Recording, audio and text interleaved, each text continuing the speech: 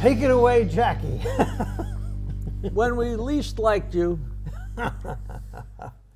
Let's introduce the show. we were talking about Long Island. I am Jackie Martling. This is, Standup Memories, and I am Peter Bales. and we have been friends until we started doing this podcast. And we've been talking about Long Island history, which is so fun. And I got to be friends with a guy named Anthony Baker years ago.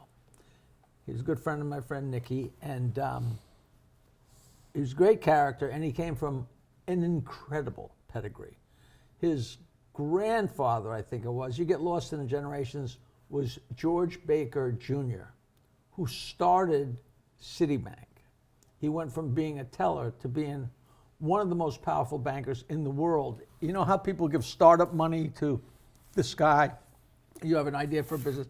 He gave startup money to Rockefeller, to, Carnegie, stuff like that. This is his grandfather. And his brother got killed in an airplane crash, I think in the same place, but the same exact situation as JFK Jr. Like the same place and bad visual and boom, boom, boom. And crazy enough, a couple of years later, Anthony was flying in a plane with his instructor in Nashville, with his plane instructor. Wow. And the two of them went into a wall. Went into a mountain, rather. Oh. Which is just crazy. And meanwhile, this guy knew all the stories in the world, and he was fascinating. But it was crazy. He would come over to Jokeland, and one time he told me a joke I didn't know. I probably, gave him the benefit of the doubt.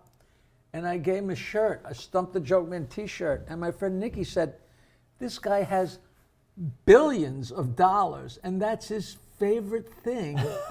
And of course he had to die. He could be sitting here saying that, but no, And one of his stories was, and I don't know if there's even a way to, supposedly Longfellow must have lived, I don't know if he lived in Manhattan or lived in Long Island, whatever, but there was a boat that came from Manhattan to Cold Spring Harbor.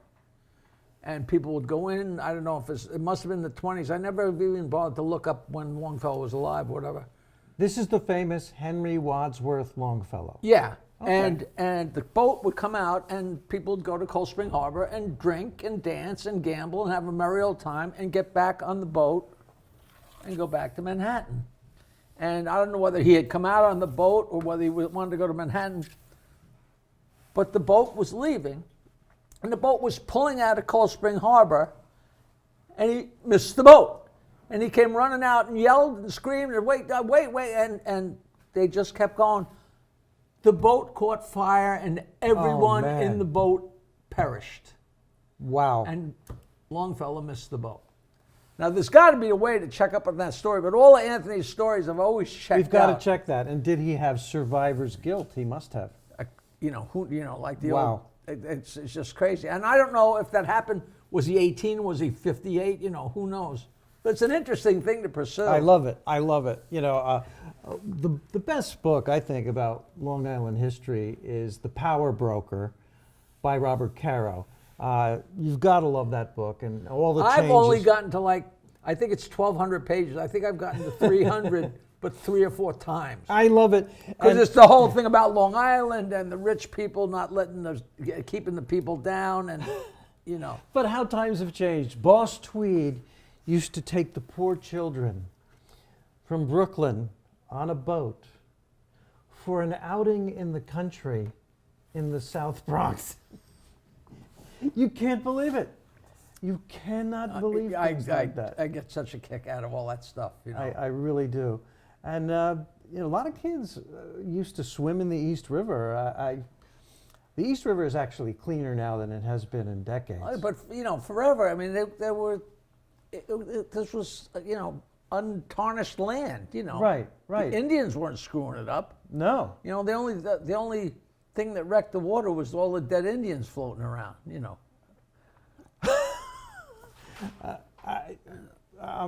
I'm speechless on that. That was not politically incorrect. They killed the Indians like crazy. Yeah, they did. And actually, it went both ways. The Native Americans were very effective fighters, and there was a Well, war. yeah, you hit me, I hit you. That's, Yeah, you know. and there was a war over the cutting down of a peach tree called the Peach Tree. Yeah, War. I just got to that in my book. I'm reading this book, Gotham. Is that big? which is another terrific, And it's like- another terrific book. And it's all staggering, just Oh, staggering. the history. New York was the economic powerhouse of this country, and it quickly passed Boston as the #1 city in America, without a doubt. My great, however many greats grandfather, Johann Martling, actually got married in the fort In the fort, at, you know, that was Battery. that it was had a- Fort James. Before that was Fort Amsterdam or whatever. okay. You know, but he lived on Staten Island. You know, And of course, Wall Street was the original wall for Wall. You know, there was a wall to keep out the Native Americans. The place where I am in my book, they have just taken it down, but like there was no real need to because they didn't need the room. There was so few people here.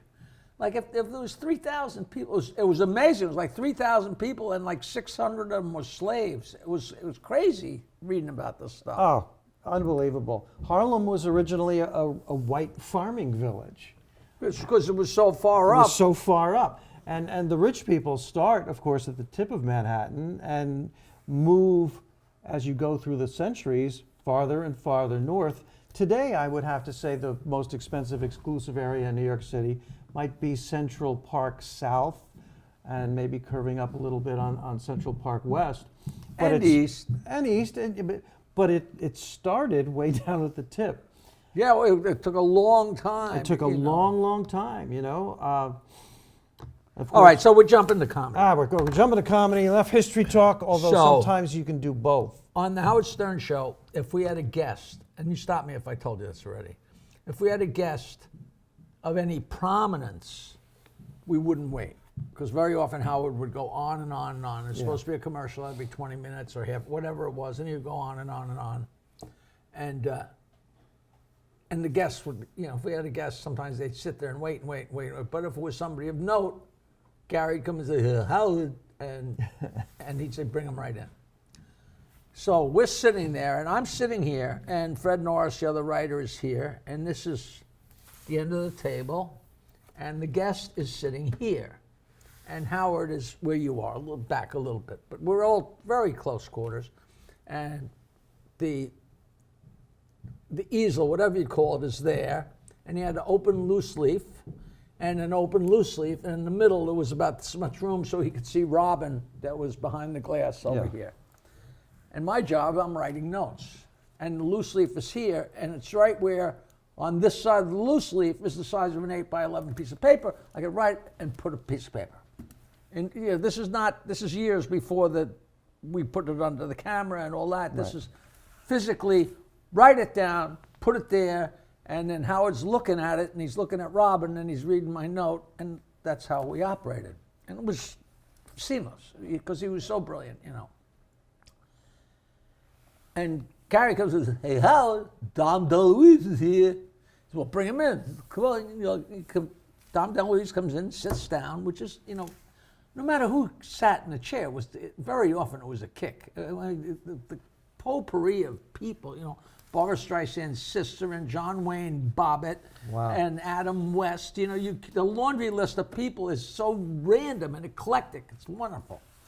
So Dom DeLuise comes in and sits down.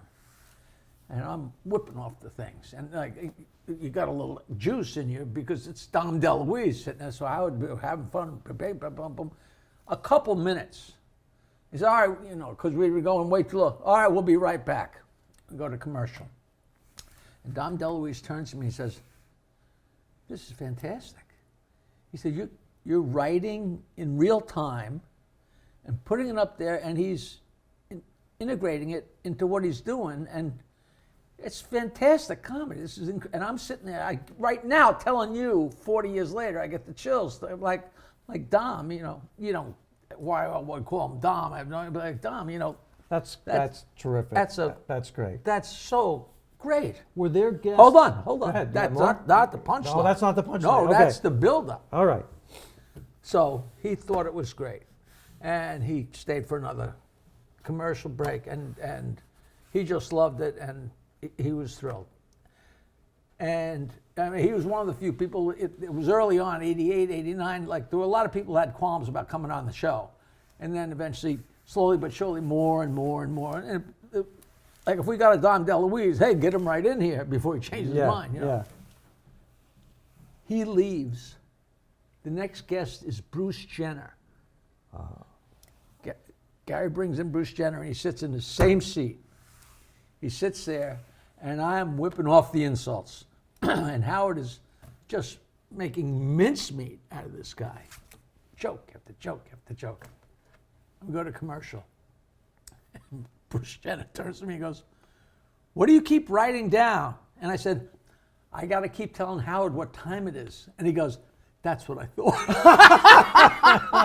I swear on my mother, I swear. But just the A-B of the situation, the bing, you know. Oh, that's is that the greatest? So let me ask you, were there ever any guests that just rubbed Howard the wrong way? That was my next story. Really? No, well, not that rub.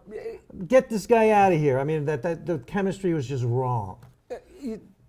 He would just, you know, end it. But it was very rarely, because if it rubbed him wrong, that was great. It was because it was a comedy show. It was all fodder. The worst, you know, the worst thing that can happen. You know, a light falls. Hey, we got 10 minutes. You know, but this guy came in. I think I might have told this story already. He came in and sat down, and Howard started in. You know, so how you doing? You know, how big's your penis? You know, you got a girlfriend? Are you married? You got any chicks with you? You know. And after 2 or 3 questions, the guy's like, he's a little guy, an actor, you know, he says, "Hey, man, don't give me that crap. Don't talk to me like that, man. Hey, I remember the words. I'm not your dancing monkey, man. I will come right over this thing and I will beat your ass, man. You watch what you say." And this only happened for 5 seconds, when all of a sudden Gary's in and Ronnie's in, and they're in the room because, you know. Wow. And it was like crazy. And I remember this guy went from 0 to 60 like crazy. It was like in his DNA. It was like, whoa. And I remember literally saying to myself, whoa, this guy's going to kill somebody. It was Robert Blake. Oh! And then 10 years later, didn't he murder his wife or something? Oh, my God. I said to Fred, I told you. Oh, man. And I'm sure that's on the internet, Robert Blake on the Stern Show. I would bet anything that's on there. I mean, he got bent out of shape. So, and all Howard did was, it was almost like the not bucket list, you know, the typical frequently asked questions. But you know. I'm just amazed you could see all that when you were hiding under your chair. Can I request a Stern story? You can do anything you probably want. know the inside scoop. I'll just say a name and then you can fill it out. Elaine Boozler. Elaine Boozler. I was there. It was in California, if this is the time you're talking about, when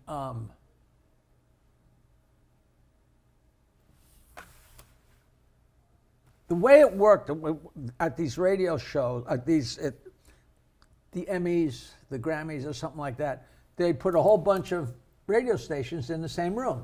Like, you'd be at a table, and when we did it, if you know, on the road, it'd be me and Howard and Robin, and we'd have a little thing where I could put my notes, blah, blah, blah.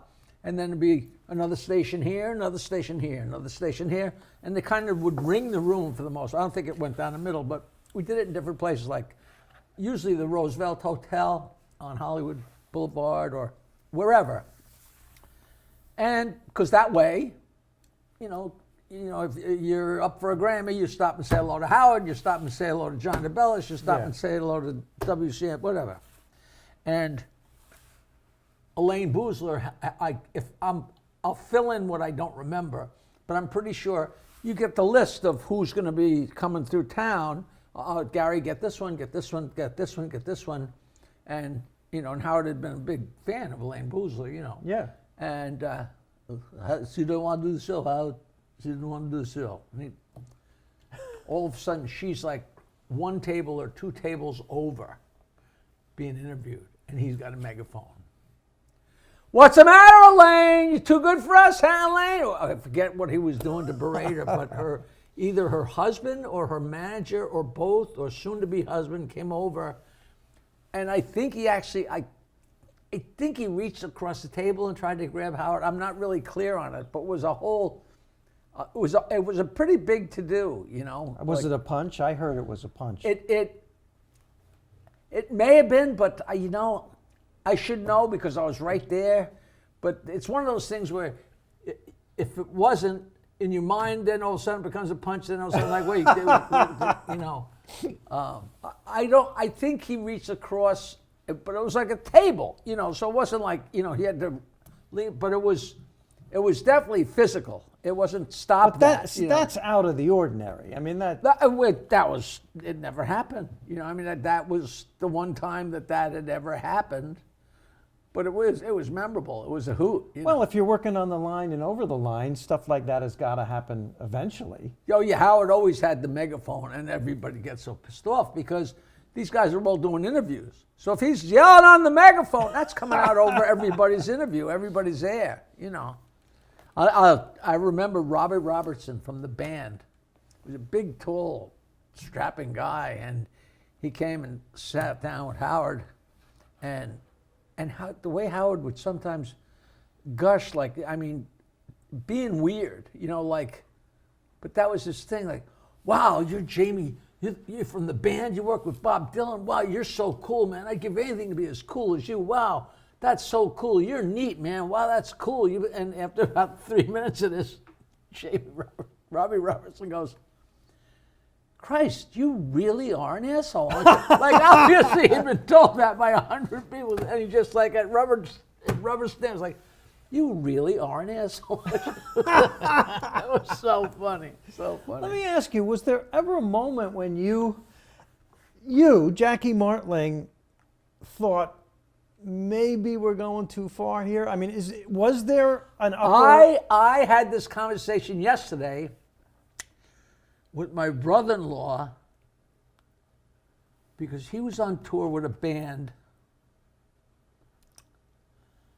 that were opening up for the Bee Gees, and I don't know whether some racist stuff started on the bus or people were yelling stuff, and he said, I really wanted to hold up one of those signs like you see on CBS, like the following show doesn't necessarily express the feelings of all involved, like, and there were times when Howard was doing stuff on the air where I wanted to go, what he's saying and doing don't represent, you know, I'm not writing this. And when he's talking about Mancow's father had passed away, and he wants to dig up his father and have sex with his skull, and I'm like, you know, I hope people don't think I'm writing that. You know, I wrote funny stuff. I didn't write stuff like that. You know, like, and it was so uncalled for and so weird, and so even you felt uncomfortable at times. Oh yeah, well, I mean, I didn't get up and say shut up, you know what I mean, but I just sat there, like,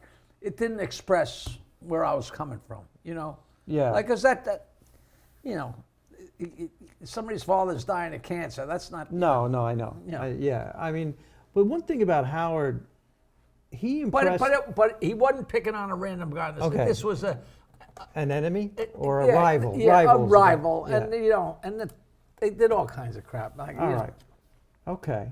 But you would draw a line on that. You would think, you know. Yes. But one thing about Howard is he always impressed me as working his ass off the entire time.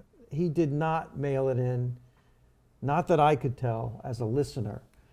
I bet he was tired at the end of the show. I think he was on the balls of his feet. That's what it sounded. I mean, because we've been to radio. At the end of the show, he was a terrible kisser. He was always so tired. He never wanted to make out. I know. We'll be back next week. Wow. Hey, a new episode of Standup Memories every Wednesday. How exciting is that? Starring me, Peter Bales, and right here, Jackie the Joke Man Martling. Please follow us on social media. Search it out. What is it? MeSpace? MySpace? Your space? TikTok, Instagram, Facebook. Doodah.